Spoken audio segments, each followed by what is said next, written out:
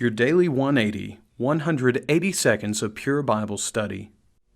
This week we're looking at Paul's sermon on Mars Hill, Acts chapter 17. Today particularly, we're going to begin at verse number 24. And Paul's talking to them about the unknown God. You see, God should have been known, God could have been known, but He was unknown to them.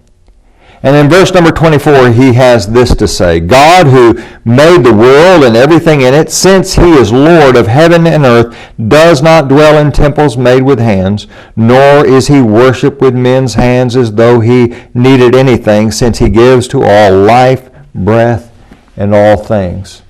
It's kind of interesting, while Paul's standing here on Mars Hill at the Areopagus, I don't know which way Paul was facing.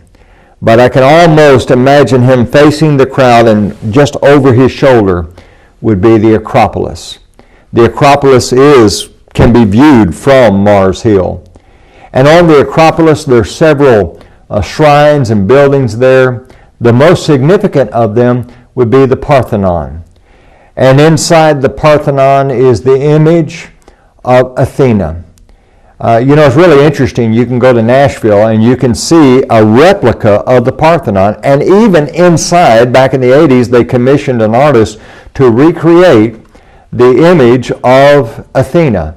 And it's supposed to be pretty accurate. We have little statues and images on coins and writings about Athena. And so they were very careful to detail. And you have this huge image, over almost 40 feet tall, of the goddess Athena.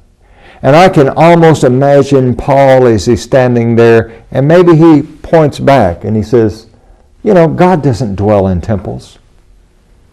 And these people here, they've created gods that they have to house. And someone says, well, what about the temple of God? And God dwells in that temple. No. Keep in mind, back in 1 Kings chapter 8, verse 27, even Solomon acknowledged in his prayers, God can't be contained by a building. And a God that has to be housed, a God that has to be taken care of, is not much of a God. They didn't know about the true God of the Bible, that has created everything, that is not the created, but the Creator. A lot of people get things out of order, and instead of worshiping the one true God of the Bible, they worship creation. They worship the God of their choice. Join us again tomorrow for your Daily 180.